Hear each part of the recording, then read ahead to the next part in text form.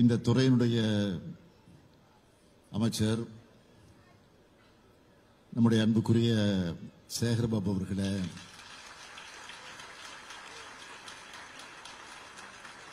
தவ திரு சிவஞான பாலய சுவாமிகள் அவர்களே, தவ திரு ஆதி சிவலிங்காச்சாரியார் குரு சுவாமிகள் அவர்களே,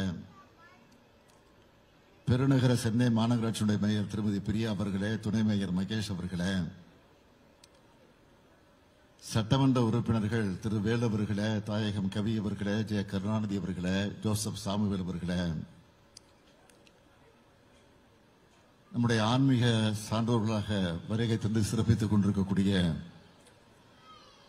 என்னுடைய அன்பிற்கும் மதிப்பிற்கும் உரிய சுகி சிவம் அவர்களே, மதிப்பிற்குரிய திரு ராமசுப்ரமணியம் அவர்களே,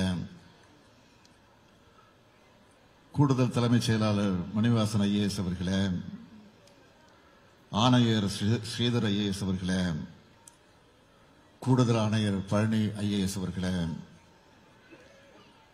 உள்ளாட்சி அமைப்புகளின் பிரதிநிதிகளே, அரசு உயர் அலுவலர்களே,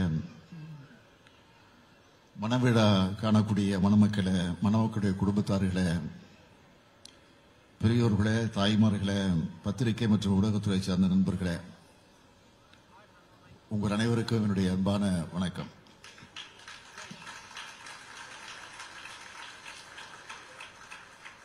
இந்து சமய அறநிலையத்துறையின் சார்பிலே நடைபெறக்கூடிய இந்த இனிய திருமண விழாக்களை நடத்தி வைக்கிறதுல நான் மிகுந்த மகிழ்ச்சி அடைகிறேன். நான் எப்பவுமே செயல்பாபு என்று அழைப்பது உண்டு. செயல்பாபு மட்டும் புயல் பாபாவும் மாறி இன்றைக்கு அவர் பேசுகிற இடத்திலே கூட பேச்சு தடைபட்டது, தொண்டை கொஞ்சம் கரகரத்தது. அதற்கு என்ன காரணம் என்று சொன்னால், எப்பொழுது தூங்குகிறார், எப்பொழுது எழுந்திருக்கிறார், எப்பொழுது சாப்பிடுகிறார்,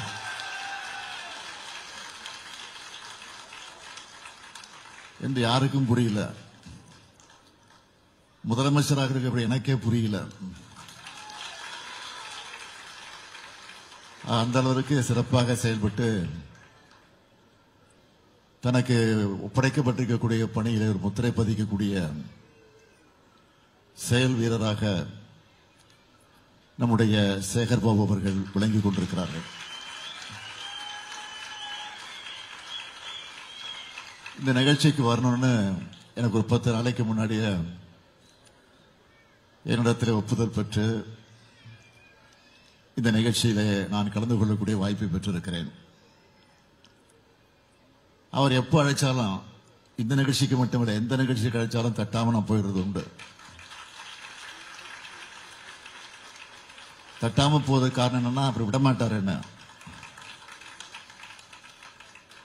ஆக அந்த அளவிற்கு உரிமையோடு எல்லா நிகழ்ச்சியிலும் பங்கேற்க வைக்கக்கூடிய நிலையிலே நான் இந்த நிகழ்ச்சிக்கு வந்திருக்கிறேன். இன்னும் சொல்லணும்னா, இன்றைக்கு இருக்கக்கூடிய அரசு துறைகளை பொறுத்த வரைக்கும் நான் எந்த துறையில் அதிகமான நிகழ்ச்சியில் கலந்துருக்கிறேன்னா, இந்த அறநிலைத்துறை நிகழ்ச்சியில் அதிகமாக கலந்துகிட்டு இருக்கிறேன். அதுக்கு காரணம் சேகர்பாபு தான்.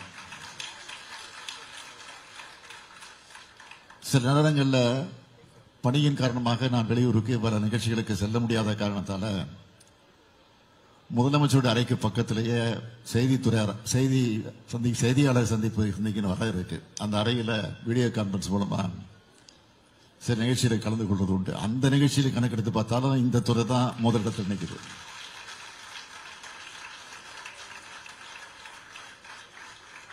அதே போல இந்த அறநிலைத்துறை சார்பில் இந்த 4 வருஷத்துல பாத்தீங்கன்னா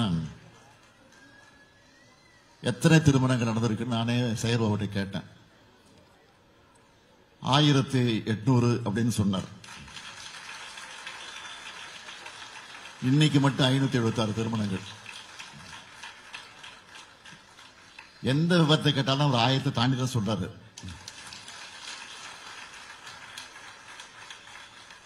மொத்தத்தில் 2376 திருமணங்களை நடத்தி அந்த குடும்பங்களை இன்றைக்கு ஒளியேற்றி வச்சிருக்கக்கூடிய துறைதான் சேகர்பாபு பொறுப்பேற்றுக் கொண்டிருக்கக்கூடிய அறநிலையத்துறை என்பதை நான் மகிழ்ச்சியோடு தெரிவிச்சுக்கிறேன்.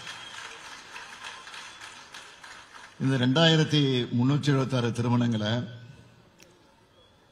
அதுல 150 திருமணங்கள் நானே தலைமையேற்று நடத்தி வச்சிருக்கிறேன். நம்ம திராவிட மாடல் அரசுல இந்து சமயத்துறை மகத்தான வளர்ச்சியை இன்றைக்கு நம்ம கண்டிருப்பதை பார்க்கிறோம். அதுக்காக நேரங்காலம் பார்க்காம ஆன்மீக அன்பர்களுடைய மொழியில சொல்லணும்னா அடியாருக்கு அடியாறு போல உழைச்சிட்டு இருக்கிறார் நம்ம சேகர் பாபு அவர்கள். அதனால்தான் பக்தர்கள் போற்றக்கூடிய அரசா தொடர்ந்து சாதனையை படைச்சிட்டு இருக்கிறோம். நம்ம திராவிட மாடல் ஆட்சியில் இந்து சமயத்துறையின் சார்பில் அறநிலைத்துறையின் சார்பில் செய்யப்பட்டிருக்கக்கூடிய சாதனைகள்ல முக்கியமானவற்றை மட்டும் நான் இங்க குறிப்பிட்டு சொல்லணும்னா, எந்த ஆட்சியிலும் இல்லாத அளவுக்கு 3177 திருக்கோயில்களுக்கு குடமுழுக்கு நடத்தி இருக்கிறோம். சாதனையில சாதனையா புகழ் மகுடத்துல வைரமா இருக்கக்கூடிய சாதனை இந்த சாதனை. அடுத்து 997 திருக்கோயில்களுக்கு சொந்தமான 7701 கோடி ரூபாய் மதிப்பிலான 7650 ஏக்கர் நிலங்களை மீட்டிருக்கிறோம். இது அடுத்த வைரம். இதோட 2,03,444 ஏக்கர் நிலங்களை அளக்கப்பட்டு பாதுகாக்கப்பட்டிருக்கு. 6000 கோடி ரூபாய் மதிப்பிலான 26,000 திருப்பணிகள் நடந்துட்டு இருக்கு. 12,876 திருக்கோயில்களில் திருப்பணிகள் மேற்கொள்ள மாநில ஆலோசனை குழு அனுமதி அளிச்சிருக்கு. 1000 ஆண்டுகள் பழமையான திருக்கோயில்களை தொன்மை மாறாம புனரமைக்கிற பாதுகாக்கிற வகையில 425 கோடி ரூபாய் மானியம் வழங்கப்பட்டிருக்கு. அது மட்டும் இல்ல, ஆதி திராவிடர் வசிக்கிற பகுதியில் உள்ள 5000 கோயில்கள் மற்றும் கிராமப்புறத்தில் உள்ள 5000 கோயில்களோட திருப்பணிகளுக்கு நிதி உதவி அளிச்சிருக்கிறோம். ஆடி மாசத்துல அம்மன் திருக்கோயில்களுக்கும், புரட்டாசி மாசத்துல வைணவ திருக்கோயில்களுக்கும், அறுபடை வீடுகளுக்கும், ராமேஸ்வரத்திலிருந்து காசிக்கும் 60 வயது முதல் 70 வயதிற்கு உட்பட்டிருக்கக்கூடிய ஆயிரக்கணக்கான மூத்த குடிமக்களை கட்டணம் இல்லாம ஆன்மீக பயணத்துக்காக அழைச்சிட்டு போயிருக்கோம். அனைத்து சாதியினரும் அர்ச்சகர் ஆகலாம் என்ற வரலாற்று சிறப்புமிக்க திட்டத்தை செயல்படுத்தி இதுவரை 29 பயிற்சி பெற்ற அர்ச்சகர்களுக்கு பணி நியமன ஆணைகள் வழங்கப்பட்டிருக்கு. 12 பெண் ஓதுவார்கள் உட்பட 46 ஓதுவார்களுக்கு பணி நியமன ஆணை வழங்கியிருக்கிறோம். அன்னை தமிழில் வழிபாடு செய்யும் திட்டத்தை 295 கோயில்களை செயல்படுத்தி இருக்கிறோம். ஒரு கால பூஜை திட்டத்தில் பயன்பெற்று வந்த திருக்கோயில்களின் வைப்பு நிதி 1 லட்சத்திலிருந்து 2 லட்சம் ஆகும். இப்போ 2,50,000 உயர்த்தப்பட்டு 18,000 திருக்கோயில் பயன்பெற்று வருது. இப்போ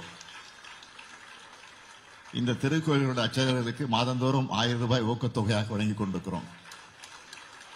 அவங்களுடைய பிள்ளைகளுடைய படிப்புக்காக, மேற்படிப்புக்காக கடந்த 2 வருஷத்துல தலா 10,000 ரூபாய் 900 மாணவர்களுக்கு கல்வி உதவித்தொகை வழங்கியிருக்கிறோம். அர்ச்சகர்கள் மற்றும் பணியாளர்கள் நலன் காக்கக்கூடிய வகையில் அவர்களுக்கு புத்தாடை மற்றும் சீருடைகள், குடியிருப்புகள், பொங்கல், அன்பளிப்பு, ஓய்வூதியம், குடும்ப ஓய்வூதியம், ஆண்டுதோறும் முழு உடற்பரிசோதனை திட்டம், ஓய்வூதியம் மற்றும் குடும்ப ஓய்வூதியம் பெறுவோருக்கு பொங்கல் கருணை தொகை ஏராளமான திட்டங்களை செயல்படுத்தி கொண்டிருக்கிறோம். 30 திருக்கோயில்களில் நாள் முழுவதும் திருவரமுது வழங்கக்கூடிய திட்டமாக செயல்படுத்தப்பட்டிருக்கு. பல ஆண்டுகளாக நிலுவையில் இருந்த துறை அலுவலர்கள் மற்றும் பணியாளர்களுடைய பதவி உயர்வு வழங்கப்பட்டு 935 நபர்கள் பயன்பெற்றிருக்காங்க. 5 ஆண்டுகளுக்கு மேல தொகுப்பூதியத்தில் பணியாற்றி வந்த 1342 பணியாளர்கள் பணி வரன்முறை வழங்கப்பட்டிருக்கு. இந்த வரிசையில தான் இதுவரைக்கும் 1100 திருமணங்களை கட்டணமில்லாமல் சீர்வரிசை பொருட்களையும் வழங்கி நடத்தி வச்சிருக்கிறோம். இப்படி நாள் முழுக்க சொல்லிக்கிட்டு இருக்க முடியும். அந்த அளவுக்கு சாதனைகளை தொடர்ந்து செஞ்சுக்கிட்டே இருக்கிறோம். எல்லாருக்கும் எல்லாம் என்ற பரந்த உள்ளத்தோடு நம்ம திராவிட மாடல் செய்கிற இது போன்ற சாதனைகள் வெறுப்பையும் சமூகத்தை பிளவுபடுத்தும் எண்ணங்களை கொண்டவர்களாக இருக்கக்கூடியவர்கள் இதை பார்த்து சகிச்சுக்க முடியல. பக்தியின் பேர்ல பகல் வேஷம் போடக்கூடியவங்க இதை தாங்கிக்க முடியல. ஆனா உண்மையான பக்தர்கள் நம்ம ஆட்சியோட ஆன்மீக துண்டை பாராட்டுறாங்க. நேற்று ஒரு வார பத்திரிகையில ஒரு கேலி சித்திரம் கார்ட்டூன் போட்டிருந்தாங்க. என்ன கார்ட்டூன் பாத்தீங்கன்னா, நான் பேரை சொல்ல விரும்பல, எந்த பத்திரிக்கைன்னு நீங்களே புரிஞ்சுக்கீங்க, நீங்களே படிச்சு பாருங்க. நான் காவடி எடுக்கிற மாதிரியும் அமைச்சர்கள் எல்லாம் அழகு குத்திக்கிட்டு இருக்கிற மாதிரியும் தரையில உருளற மாதிரியும் கார்ட்டூன் போட்டிருக்கிறாங்க. அதை பார்க்கும்போது எனக்கு சிரிப்பு வரல, ரொம்ப பரிதாபமா இருந்துச்சு. பக்தி தான் அவங்க நோக்கம்னா என்ன செஞ்சிருக்கணும்? நம்ம அரசோட சாதனைகளை, ஆன்மீகத்துக்கு செஞ்ச நன்மைகளை பட்டியலிட்டு பாராட்டி இருக்கலாம். ஆனா அவங்களுடைய நோக்கம் அது அல்ல.